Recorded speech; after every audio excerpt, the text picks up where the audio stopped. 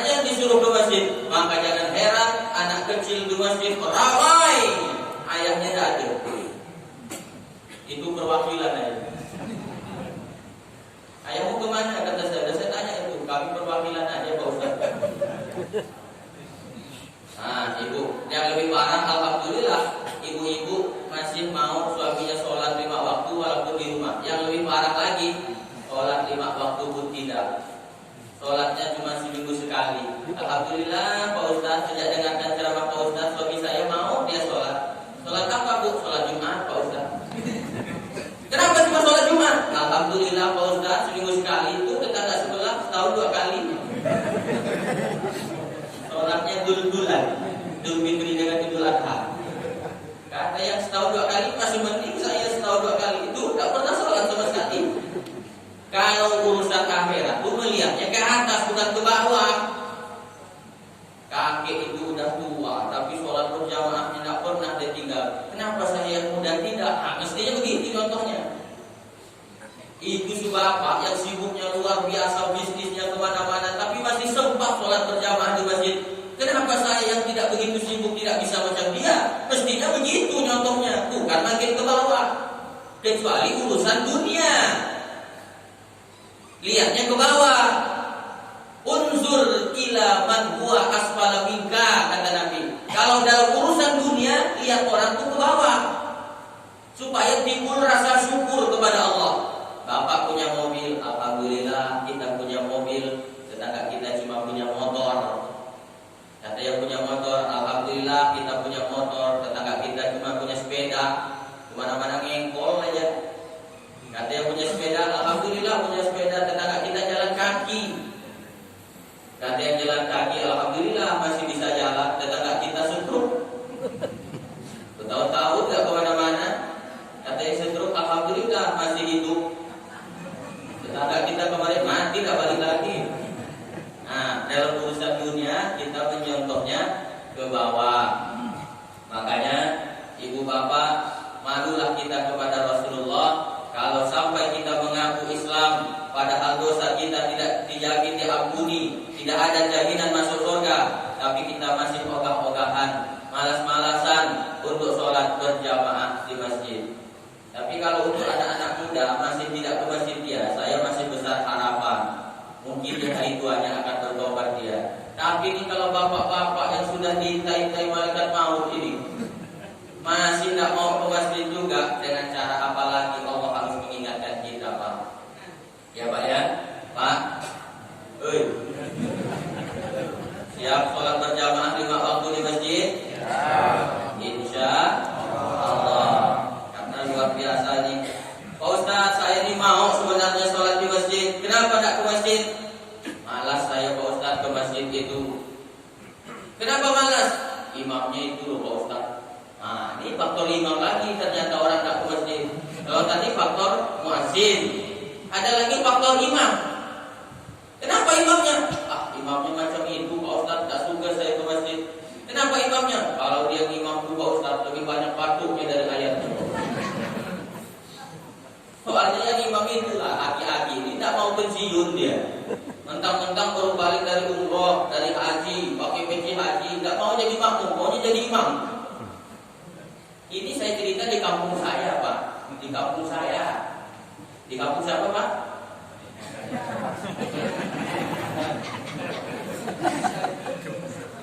Itu dia baru balik dari pergi haji, tak mau dia jadi makmum. Malah kalau tidak dipanggil hajinya tak nyaut dia. Pak Long, gitu pakai Pak Long kan. Pak Long dari mana? Pak Long tak bunyi dia. Pak Long dari mana?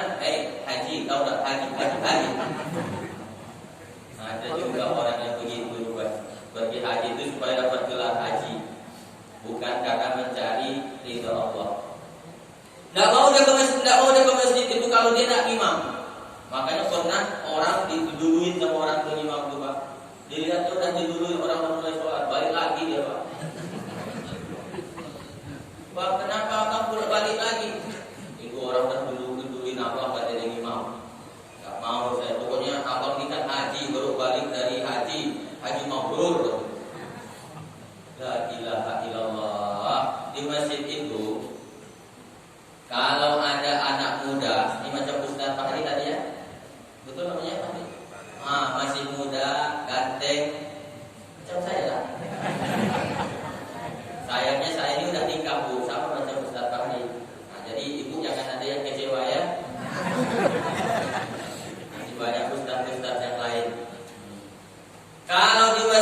ada yang muda, terus hafal Quran banyak, bacaannya fasih, itu yang harusnya jadi imam. Tapi dia belum nikah Pak Ustaz. Kata siapa jadi imam harus syaratnya nikah. Coba buka kitab Al-Fiqhul Islami wa Adillatuhu, ditulis oleh Syekh Wahbah Al-Zuhaili. Ada 14 urutan jadi imam. Urutan pertama adalah pemimpin. Jadi kalau di sini desa apa di sini? Desa Kauman. Nah, mestinya Pak Kades imam subuh di sini. Ada Pak Kadesnya? Oh, lurah, ada Pak Lurahnya. Di rumah, tidak berjamaah ada ke masjid. Dibakar masjid. Oh, masjid air. Harus musuhnya baik sangka. Nah, tapi Pak Lurah tidak ada Pak Ustaz. Imam rotib. Nah, turun yang kedua imam rotib, imam tetap. Nah, makanya imam itu dipilih oleh jamaah. Pak, Bapak jadi imam tetap di sini ya. Kami sepakat semuanya dipilih. Kalau udah tak layak, rapat lagi, musyawarah lagi. Bapak ini nampaknya harus dikudeta. Kudeta tak berdarah. Tidak layak imam, lebih banyak patutnya daripada ayatnya. Kasihan makmum kan, baca ayat lama. Nah, nikah itu urutannya nomor 14 terakhir. Kalau dia bagus baca Al-Qur'annya, banyak hafalannya, pasti bacaannya dia yang jadi imam. Atau dia kan belum nikah. Pak Haji, dia memang belum nikah, tapi di kepalanya 30 juz. Kalau sudah 4 kali nikah pun Allah sudah hafal. Nah, majulah dia jadi imam. Jadi orang ternyata tidak mau ke masjid itu faktor imam. Lambat. Maklumlah yang imam itu yang sudah sakaratul maut rupanya. Lambat.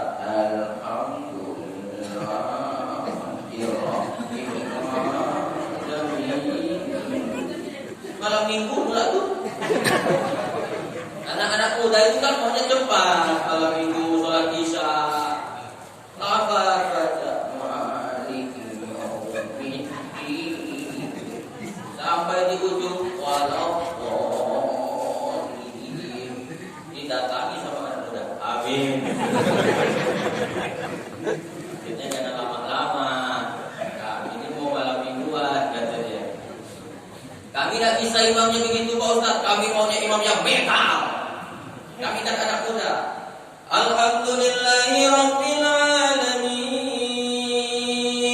Ar-Rahmanir Rahim, Malik Yaumiddin. Itu maunya kami. Ini kami malah khawatir Pak Ustaz, ini selesai tak sholat juga. Nah, tapi semuanya ini dimusyawarahkan. Pak, ini ada anak kita baru lulus keluar dari pondok pesantren, hafal Al-Quran, fasih bacaannya, kita angkat saja dia jadi imam. Itu Pak, orang pun semangat. Kalau sudah lambat baca Quran, baca ayat, nanti orang sholat jadi milih-milih. Apalagi kalau sholat tarawih lambat, orang lihat jadwal dulu deh. Nah, siapa imam kita malam ini ya? Ternyata yang imam Pak Junaidi. Kita masih ada. Misalnya kalau ada Pak Junaidi.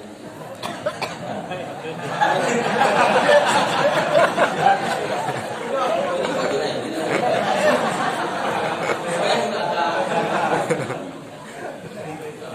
Ini Pak Junaidi lambat, tapi Pak Junaidi masih sana aja. Nah, begitu dilihat besoknya, siapa imam malam ini kata anak Pak Selamat. Ini imam Duri. Baca Fatihahnya satu nafas. Bismillahirrahmanirrahim. Alhamdulillahirabbil alamin. Arrahmanir rahim. Maliki yaumiddin. Iyyaka na'budu wa iyyaka nasta'in. Ihdinas siratal mustaqim. Siratal ladzina an'amta 'alaihim ghairil maghdubi 'alaihim waladdallin. Amin. Bismillahirrahmanirrahim. Qul huwallahu ahad. Allahu akbar. Salat harus ada tumaninah, berhenti sejenak, namanya tumaninah, berhenti sejenak. Mazhab Syafi'i wajib. Kalau tidak tumaninah, tidak sah salatnya. Itu dia. Jangan juga terlalu panjang, kasihan makmum. Ada ini satu riwayat. Ada seorang sahabat Nabi namanya Qatadah bin Nu'man. Siapa namanya, Pak? Siapa namanya, Bu?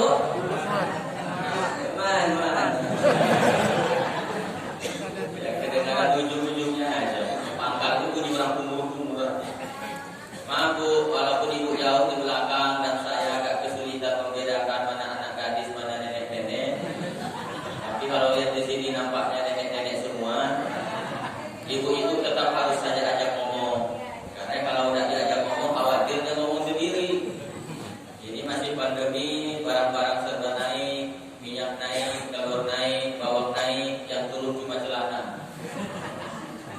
Nah, namanya siapa Bu tadi? Bin Lukman. Ada lupa udah. Qatadah bin Nu'man. Qatadah bin Nu'man ini Pak jadi makmum. Satu hari dia jadi makmum. Yang imam siapa? Yang imam adalah Ibnu Abbas, anaknya Umar bin Khattab. Jadi imam. Begitu selesai Fatihah habis sholat Isya, Abdullah bin Umar baca ayat panjang. Lalu Qatadah bin Nu'man mufaraqah. Mufaraqah itu keluar dari sholat sendiri dia. Kalau makan baca ayat keluar lah. Nah, jadi ternyata ada juga sahabat Nabi model begitu. Kalau dia dapat keluar dari sholat. Oh, kalau gitu boleh kami lakukan? Boleh. Apalagi kalau musafir macam saya ini boleh. Kalau sholat maghrib aja ayatnya sudah ayat surat Yasin misalkan, keluar aja. Nah lalu ketika Abdullah bin Umar jadi imam, ayatnya panjang, ada makmum Qatadah bin Nu'man mufaraqah keluar dari sholat. Lalu ada yang lapor selesai sholat, ada yang lapor kepada Abdullah bin Umar. Abdullah bin Umar, ya, kau tahu dah, tadi ketika kau jadi imam, Qatadah bin Nu'man itu keluar. Dia tidak suka nampaknya kau jadi imam. Oh, mendengar itu dilapor sama Rasulullah, Pak. Wahai Rasulullah, saya tidak terima. Kenapa?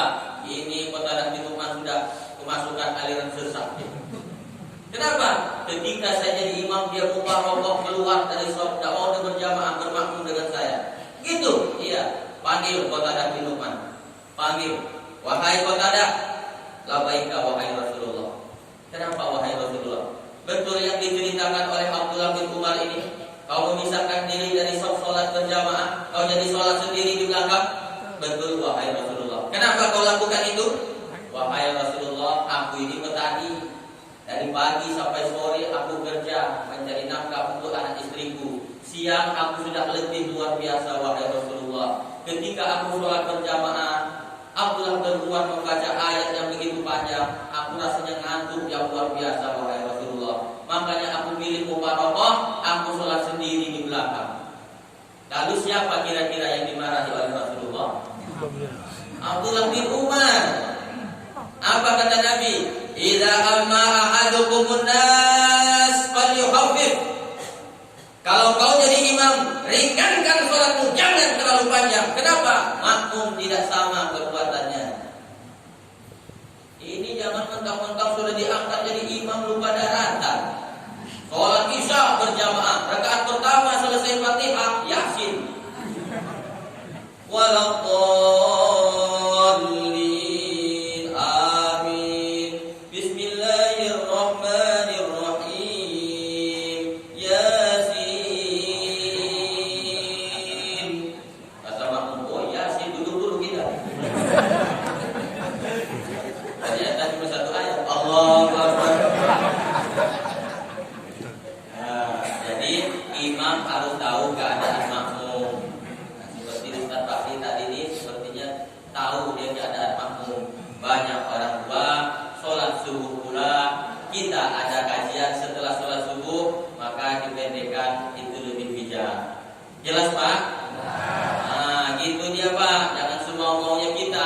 Ada juga orang merasa banyak hafalan, apalagi ada tamu, dia ingin menunjukkan bahwa dia banyak hafal Quran.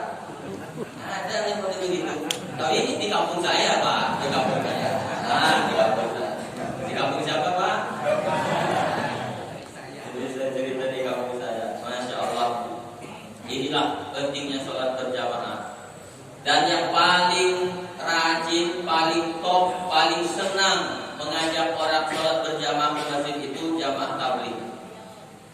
Nah, ini Pak, Bapak depan saya nampaknya jamaah tabligh. Dari gaya-gayanya, keobatnya. Saya pernah ikut keluar 3 hari, kurus jamaah tabligh dulu. Tapi karena kesibukan sudah jarang sudah. Itu jamaah tabligh Pak. Kalau dibandingkan dengan saya tidak ada apa-apanya. Kenapa? Saya menceramahi orang yang sudah baik. saya ceramahi. Jamaah tabligh enggak. Preman di pasar diceramahinya. Yang tatonya ular kobra itu. Makanya begitu dia lagi enak-enak di pasar, preman itu ditepuk sama jamaah tabligh tatonya. Kenapa kau tidak sholat? Jangan ajak-ajak aku, kata dia. Jangan ajak-ajak aku, kau tidak tahu aku adalah preman yang paling ditakuti di pasar. Oh gitu ya Pak ya. Jangan marah Pak ya, ini dikasih jam-jam pagi Pak. Kasih jam pagi. Jangan marah, kata dia Pak. Kalau bapak tidak sholat, tak apa-apa. Tapi nanti bapak mati tidak sembahyang Pak. Oh itu.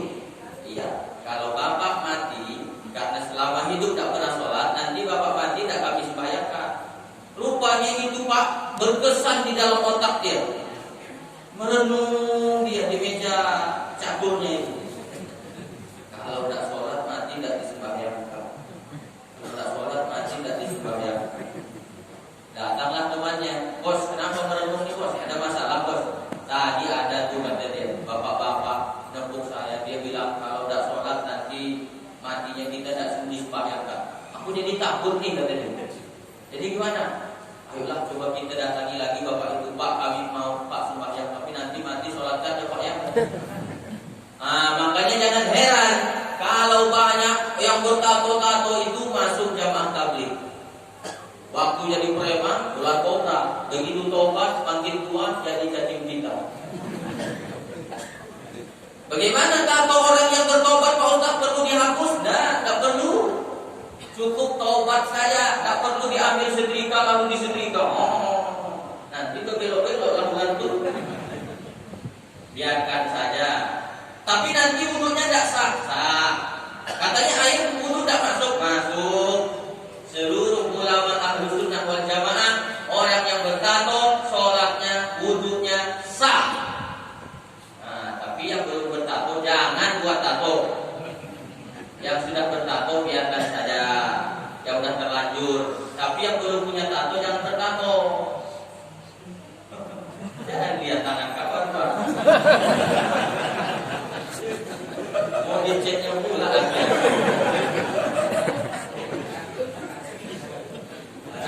Jadi biarkan saja tato, tidak perlu dihapus, tidak perlu disetrika. Paling nanti malu kalau pergi umroh. Kalau pergi umroh itu malu ya. Kenapa? Orang umroh kan harus buka baju. Umroh. Dia di depan labbaik Allahumma labbaik. Orang di belakangnya melihat ular kobra. Labbaik Allahumma labbaik. Takut. Nah ibu bapak, rasanya ini ceramah yang paling panjang rasanya. Dari mulai gelap sampai terang.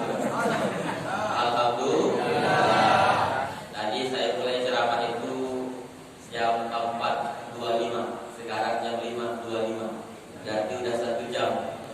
Di mana-mana saya ceramah itu 1 jam, sesuai dengan air minum. Biasanya aku botol 600 ml, 60 menit.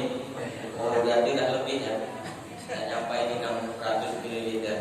Jadi ibu bapak hadirin yang saya hormati, kesimpulannya jangan pernah kita tinggalkan sholat 5 waktu ini. Terutama bapak-bapak, sholatlah berjamaah 5 waktu di masjid.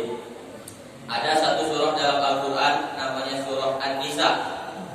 Itu surah An-Nisa bercerita tentang keluarga saja. Tapi lihat ayatnya ditutup dengan perintah sholat. Wa'mur ahlaka bis sholat wastabir ilaiha. Perintahkan anak istrimu untuk sholat, kata Allah, dan sabarlah dalam mengerjakannya. Jadi sholat itu harus sabar. Jangan terburu-buru macam ayam jumbo beras. Tenang supaya terasa kehusuannya. Ibu bapak hadirin yang saya hormati, ini adalah masjid terakhir ya Pak.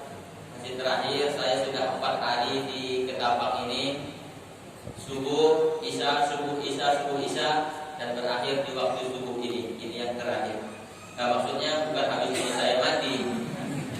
Ini jadwal yang terakhir di Ketapang. Pagi ini sekitar jam 9 saya bersama tim Ustadz Atoli official akan bertolak ke Teluk Batang, melanjutkan ke Sukadana, terus besoknya baru langsung pulang ke Sambas.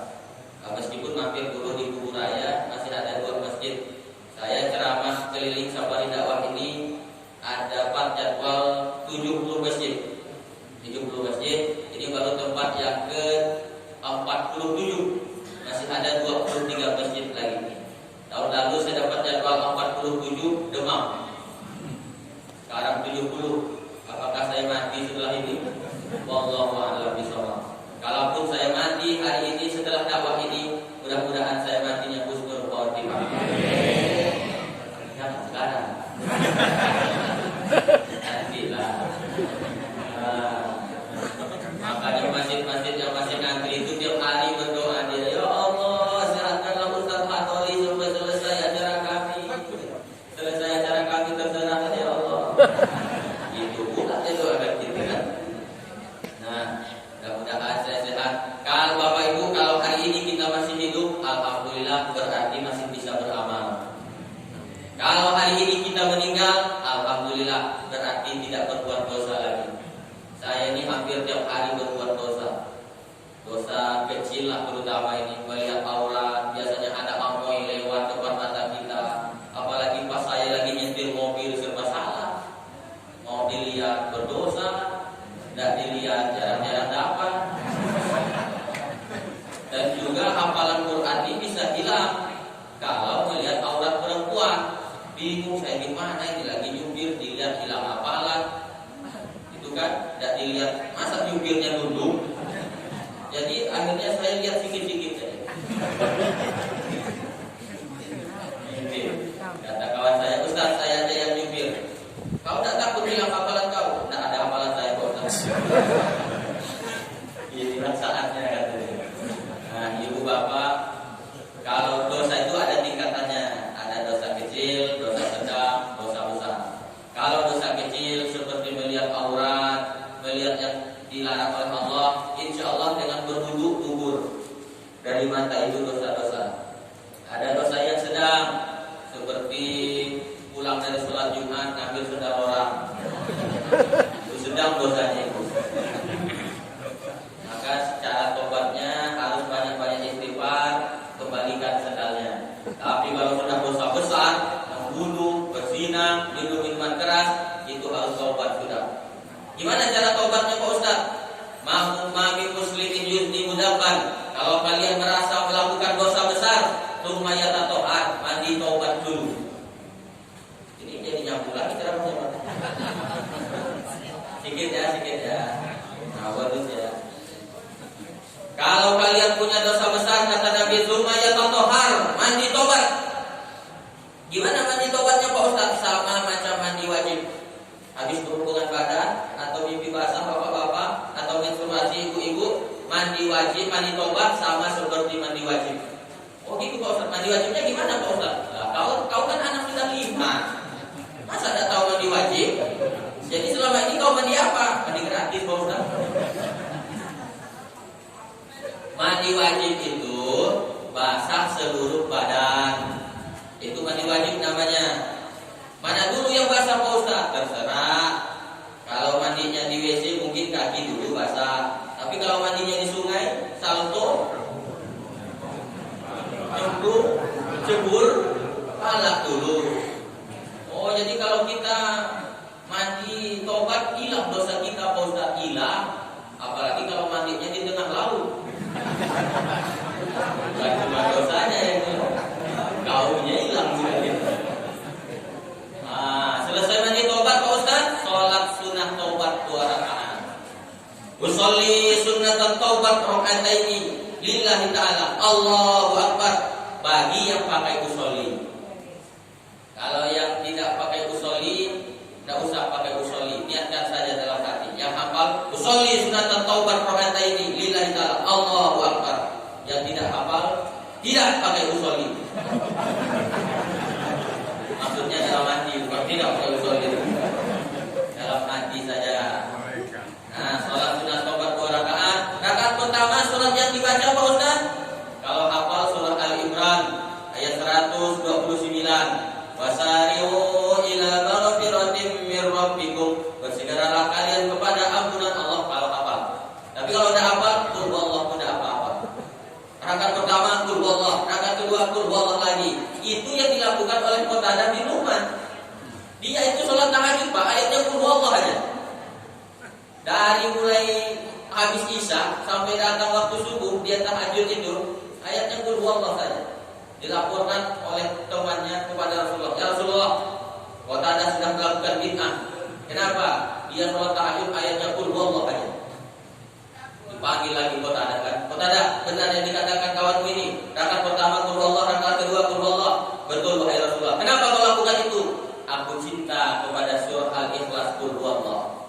Apa kata Nabi? Nabi tersenyum. Kau masuk surga karena kecintaanmu kepada surah Al-Ikhlas qul huwallahu. Nah, ini boleh Bapak pakai untuk sholat berjamaah 5 waktu. Rakaat pertama qul huwallahu, rakaat kedua qul huwallahu lagi. Nanti sholat isya gitu lagi. Rakaat pertama qul huwallahu, rakaat kedua qul huwallahu. Pokoknya kalau dia imam udah hafal orang. Nah, itu imam qul huwallahu. Udah tertulis di sini qul huwallahu. Boleh qul huwallahu dibaca sholat sunat taubat. Selesai sholat sunat taubat Pak Ustaz, banyak-banyak istighfar. Astagfirullahaladzim, astagfirullahaladzim. Kalau sampai bisa meleleh menangis air mata, bagus.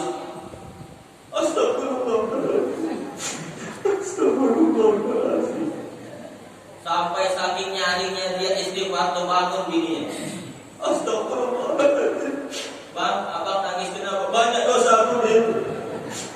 Dosa apa bang? Dosa bercinta dulu. Kita kan langsung nikah tak pakai bercinta, bukan dengan gaul. Sebelum kawan yang 27 apa?